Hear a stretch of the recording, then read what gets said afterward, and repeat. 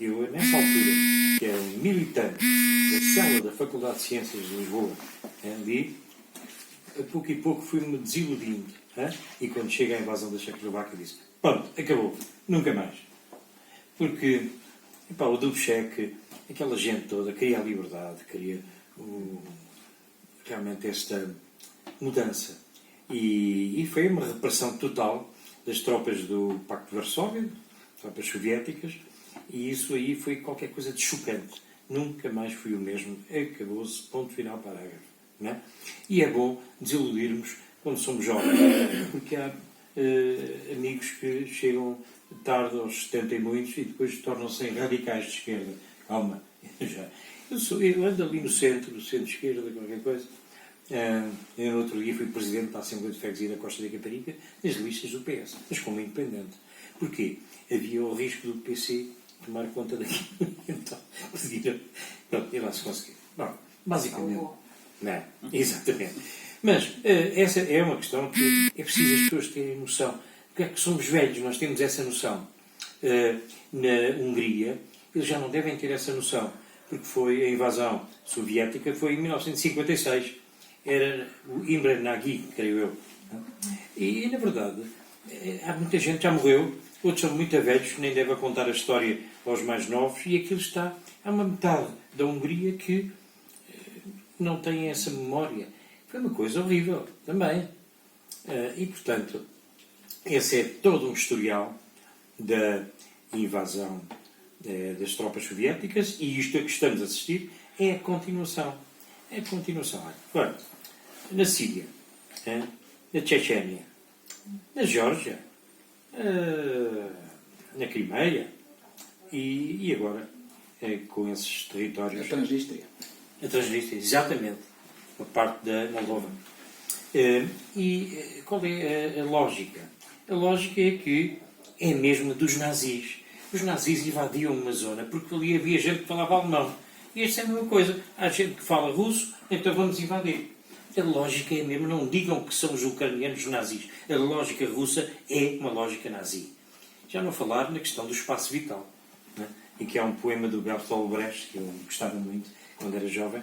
O meu irmão, que era militar nazi, foi em busca do espaço vital. O espaço vital que o meu irmão conquistou foi um caixão de 1,60 m e por 30 cm. Pronto, é o espaço vital. E, infelizmente, há muitos russos, não fico contente pelas mortes, muitas mortes dos russos, mas como os ofendidos, os invadidos são os ucranianos, esses é que me chocam mais. Coitados, é um mártir, é um povo mártir. Portanto, porquê é que há gente que ainda continua? Eu bem me lembro que quando tivesse percurso radical, ditatorial, dizendo-me, o que é que dizia? Pronto, aquilo não é lá grande coisa, mas cuidado com o imperialismo americano. E a lógica é a mesma coisa. É a mesma coisa. Então arranja-se essa narrativa que os americanos é que estão ali às portas da Federação Russa e é preciso ter cuidado. Isto é uma narrativa que eu encontro em alguns amigos dos mais velhos, da minha idade. Cuidado, imperialismo americano. Mas o imperialismo americano, com todos os defeitos, e tirando esse Donald Trump, que é esse maluco que tem que estar preso, tirando isso, a América é uma democracia. Pronto. E, portanto, não vamos estar com comparações. A Rússia é uma ditadura. É uma ditadura. E, portanto, nós temos que pôr as coisas no seu devido lugar. Agora, ontem eu creio que houve os russos inventaram isso. Inventam porque eles têm uma máquina de propaganda, ou o Sr. Putin foi um oficial da KGB e, portanto, sabe muito bem como dominar o povo com ações de propaganda. Eu fui, embora fosse oficial da artilharia miliciana, cheguei a Angola e puseram, graças a uma cunha do meu pai, na 5ª repartição do quartel-general de Angola, ação psicológica. Propaganda contra propaganda, informação contra informação. E isso eu tenho que tirar o chapéu ao Putin, é um malandro do pior espécie, mas domina bem essas técnicas para dominar o seu próprio povo. Mais nada. Então, hoje vi uma notícia em que ele diz que a Ucrânia é igual à Al-Qaeda e ao Estado Islâmico. Como é que é possível? Isto é um disparate monumental. Mas as pessoas são capazes de acreditar lá na Rússia, hein? Porque ele, de facto, domina aquilo tudo. E, de facto, as guerras não se ganham só com tiros, ganham-se também com propaganda e contra-propaganda, etc. É fundamental, não é? Temos de ter essa noção. Caso contrário, olha, isso foi uma coisa curiosa. No final da sua presença no Afeganistão, o general McChrystal diz: não precisamos, temos que fazer mais amigos e aliados, não podemos fazer mais inimigos. Logo, a propaganda. O McChrystal e o Petraeus também disse o mesmo. Mas, se calhar, já foi no final, já deviam ter dito isso logo de entrada, porque a questão psicológica é fundamental. Propaganda. Convencer as populações a trabalharem para este lado, separá-las do grupo. Nós fazíamos bem isso em Angola, nós fazíamos muito bem isso em Angola, e a estratégia da ação psicológica ou psicossocial era retirar o apoio daquelas populações à guerrilha, que nós chamávamos terroristas. Mas aquilo era guerrilha. Mas nós temos sempre que menorizar o inimigo. Pronto. É essa a técnica, o ABC da propaganda. Eles são terroristas e tal. Houve terrorismo. No começo de Angola, aquela invasão pelas tropas da UPA, União dos Povos de Angola, depois FNLA, que nas fazendas do norte de Angola, a katana, pumba, mataram isto, senhoras, crianças, tudo. Foi uma coisa horrível. Isso é terrorismo puro. Mas depois passou-se a ação de guerrilha, particularmente o MPLA. Enfim. De maneira que a isto eu tenho algum receio. Receio porque o povo ucraniano tem demonstrado uma bravura extraordinária. E ainda tem apoio europeu. Espero que continue esse apoio. Mas, não sei, a Rússia diz que... foi a Ucrânia também disse. A Rússia está a preparar uma ação terrorista global. Hoje também dito. Claro que a Ucrânia tem todo o direito de fazer essa propaganda que nós identificamos bem como propaganda.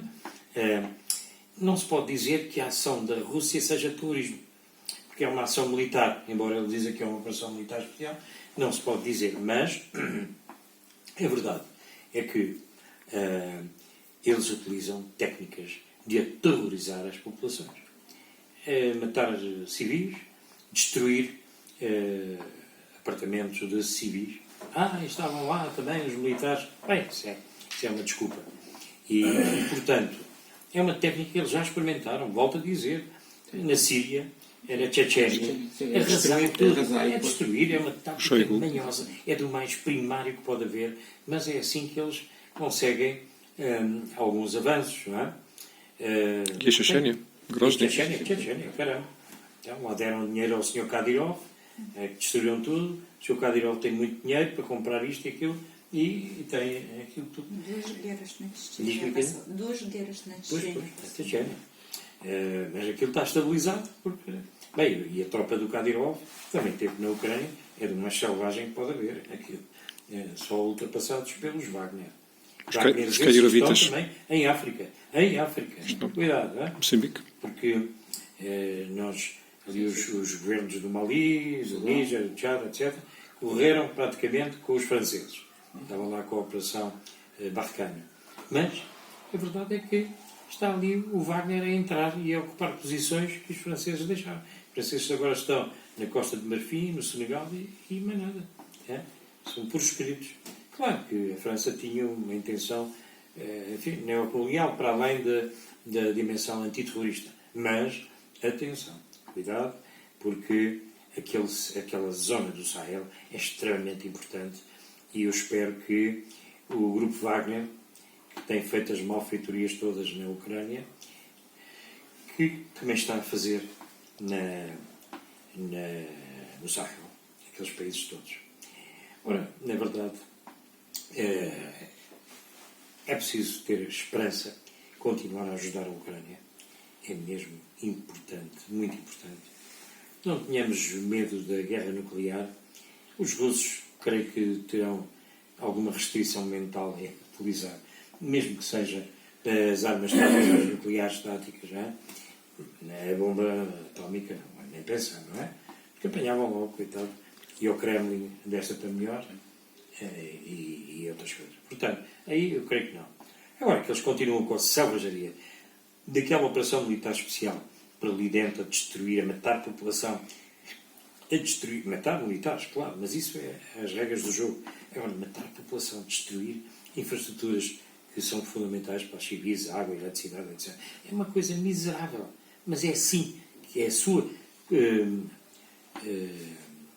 maneira de fazer a guerra. É a maneira de fazer a guerra. E, portanto, olha, temos que continuar a resistir. Eu, quando a Olga, em primeiro lugar, depois que o nosso querido amigo Germano, que eu admiro muito pelas suas intervenções didáticas na SIC, e que essa ajuda muito também do nosso querido Miases. Na verdade, temos que continuar a resistir. E estas mensagens para a população são fundamentais. Ação psicológica. Mas não é mentir. É dizer a verdade. E ajudar a resistir. Hearts and Minds, não é? Exatamente. Hearts and Minds. The battle for Hearts and Minds. Sem dúvida nenhuma. É isso mesmo. Já disse umas coisitas e estou à disposição para continuar. Obrigado, professor. As ordens. Bom, eu pegava, se calhar, até nesta parte final, e depois começava pela primeira pergunta que o Rui fez, que tem a ver com a questão de guerra quente, guerra fria, e a partir daí depois desenvolver um bocadinho. Mas, pegando na parte final, se eu tiver que dizer, responder à pergunta porque é que eu fiz este livro, foi precisamente por essa questão de manter a ligação. Ou seja, o que eu senti é que, eu sendo um analista de política internacional já há vários anos, o que se passou nos primeiros dias, primeiras semanas desta invasão russa da Ucrânia não tem comparação com nada. Ou seja, geralmente os temas de política internacional, aqui as pessoas são um pouco laterais. Só quando há assim uma coisa tipo o 11 de setembro, ou a noite das eleições americanas, mas só mesmo essa noite, ou um terremoto, ou então algo que as pessoas sintam que pode minimamente chegar cá. E o que se passou naqueles primeiros dias é que as pessoas estavam num choque e pavor tipo... Isto é bem verdade, há uma guerra na Europa, tão perto de nós, e os russos estão na Ucrânia, mas vão por aí fora. E aqueles primeiros dias, eu vi muita gente, eu ia para a SIC às 4 e tal da manhã, e só saía a hora de ter o almoço sempre em emissão, e pessoas que me falavam e que diziam que acordavam mais cedo, antes de ir para o trabalho, para ver o que é que estava a passar, porque estavam com medo. Quando o fator medo passou, quando nas primeiras 2, 3, 4 semanas as pessoas perceberam que os russos estavam em forte dificuldade na Ucrânia, que não tinham conseguido conquistar Kiev. E, portanto, estavam ali atolados na Ucrânia. A guerra ia ser uma coisa longa e localizada ali. As pessoas começaram a desligar. E depois houve um outro fator, que é humano, que é compreensível. Não estou a criticar, estou a analisar. Que é o fator da desensibilização. Ou seja, as pessoas viam aquelas imagens e não queriam acreditar. Nos corpos carbonizados, nas cidades destruídas, de cidades cujos, mesmo não conhecendo, os nomes lhes eram familiares. E as imagens absolutamente comoventes dos refugiados, das famílias separadas, das fotografias das crianças a despedirem-se dos pais que iam para a guerra no comboio.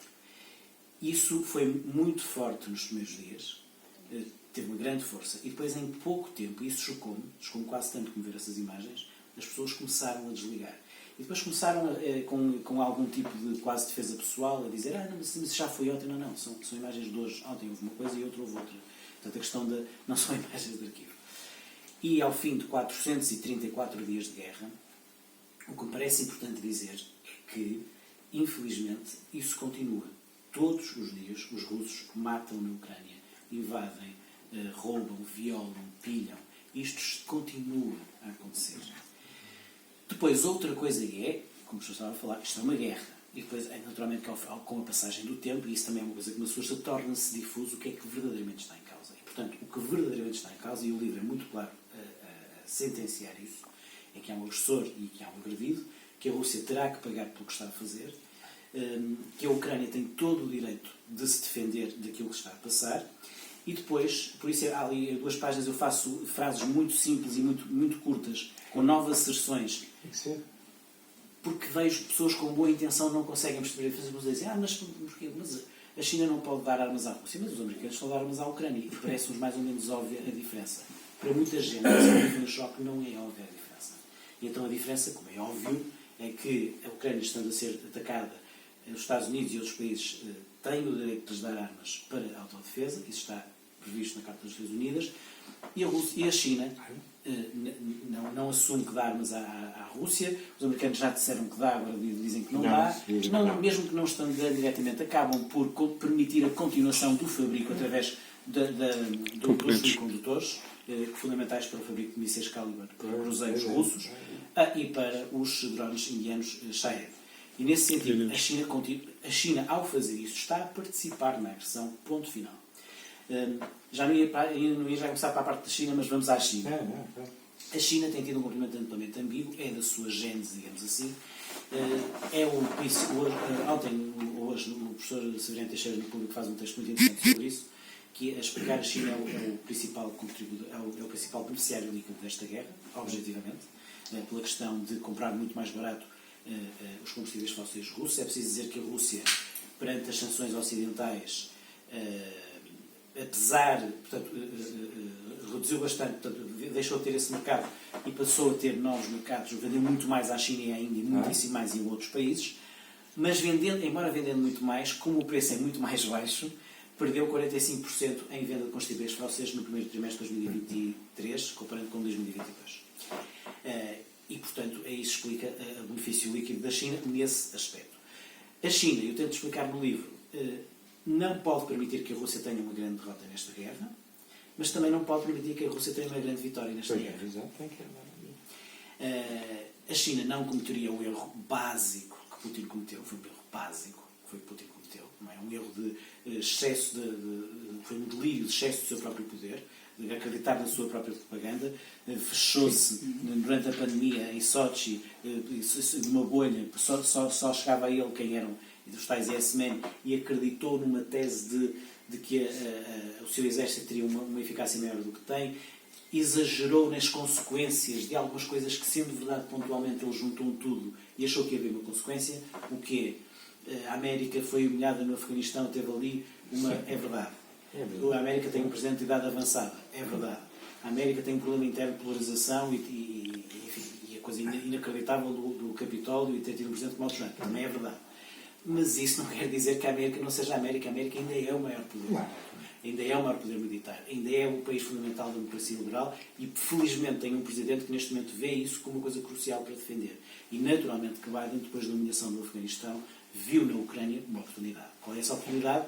De marcar ali uma posição de voltar à América a ser o país fundamental dessa aliança demo-liberal, que está com os seus problemas, mas está com os seus problemas porque nós aqui no espaço NATO, mais Japão, mais Coreia do Sul, mais Austrália, mais Canadá, temos um problema. É que mudamos de governo, mudamos de presidentes, as opiniões públicas chateiam-se e mudam de governo, e isso é uma coisa chamada democracia. É difícil, em cada decisão difícil, e é evidente que é difícil de repente passar a mandar armas para a Ucrânia, isso é preciso ser explicado. E o Sr. Putin não se importa com o seu povo, com os gastos militares, e é essa a grande diferença. Estava um bocado a falar de baixas. Nas baixas, os russos, ninguém sabe, mas há estimativas que apontam que têm 5, 7, 8 vezes mais mortes que os ucranianos no nível militar. Mas não tem, a vida humana não tem valor para o Putin. Para a Ucrânia tem, e por outro lado, a Ucrânia tem esse problema, e no livro conta uma coisa que é o paradoxo temporal, que é, por um lado, foi ainda bem, entre aspas, que ainda há guerra ao fim de 484 dias. Porquê? Porque se não houvesse, era sinal que a Ucrânia não tinha aguentado. Portanto, a Ucrânia não teria acabado. Quando Trump diz que acaba a guerra no instante, acaba com o apoio à Ucrânia no instante. Pois é. Mas isso só é possível graças ao heroicismo da Ucrânia e depois ao armamento, ao apoio. Depois uma questão de propósito, ou seja, os ucranianos sabem porque é que estão a lutar, estão a lutar pelas suas casas, pelas suas famílias, pelas suas vidas, pela sua terra, e os soldados russos não, nem os mercenários do Wagner. Mas, com o passar do tempo, a Rússia, sendo 28 vezes maior em área, 3 vezes maior em população, e tendo, de facto, muito mais armamento que a Ucrânia, tendencialmente, com o passar do tempo, a Rússia ficará em vantagem nesta guerra. O Putin é um mestre na gestão dos conflitos congelados. Para nós, 13, 14 meses de guerra já nos parece muitíssimo. Quando é que isto acaba? E para o Putin há uma paragem, depois continua, depois é diferente. E, portanto, infelizmente, esse tal paradoxo temporal é que a Ucrânia está-se a aguentar, mas não sei até que ponto vai manter essa capacidade muito mais tempo. Parece-me fundamental que os próximos meses a nível dessa contraofensiva. então a questão do apoio ou não político. Há coisas muito boas, né, aí, ou seja, ao fim deste tempo todo não há nenhuma razão para achar que o apoio até agora vai acabar, ao contrário do que nas primeiras análises, mesmo, uma coisa são as escolhas políticas dos Estados, isso é normal, e vemos o que se passou em Itália, ganha um governo de extrema-direita, e no entanto a Itália está firme no apoio à Ucrânia. Ela apoia a NATO e a União Europeia. E é muito americanizada. É ótimo. Embora tenha dois pilares ali para o russo internos. Sim. A Meloni. Bem alinhado. Isso é o delegado norte, como é que lhe chamam? Meloni. Sim, o Salvini e o Berlusconi têm aqueles casos. Isso é um lacaio. O caso da Polónia é muito interessante, naturalmente. Não é? Um país que acolheu 4/5 dos refugiados ucranianos. Há uma noção de identificação da ameaça. Um país que tem os problemas que tem internos na relação com a Europa, mas que, no fundo, a guerra da Ucrânia tornou aqui, ao contrário do que Putin achava que ia criar divisão, tornou uma coesão europeia dentro disso. Tornou, isso então é absolutamente irónico, houve aqui uma reaproximação inesperada entre Reino Unido e União Europeia. Porque há esse propósito comum muito acima. O Reino Unido é um aliado, é o maior amigo da Ucrânia. Ele financiou o Brexit. Exatamente, é essa questão também. Putin. Que é uma coisa incrível, não é? E o Reino Unido depois também tem... É preciso ver... Há duas abordagens, que não quer dizer que seja uma divisão na Europa relativamente a como lidar com isto a longo prazo. Uma abordagem dos países que estão mais relacionados com os Estados Unidos e com o Reino Unido, que são os países nórdicos, e também os países do leste, é? Os países do grupo 9 da Bucareste 9. Sim. E a Checoslováquia está ali a Chequia é muito, sem dúvida, o presidente checo, que é espetacular, um general nato, né? O presidente Pavel, e nesse sentido sim, e depois o caso alemão e o caso francês. Né?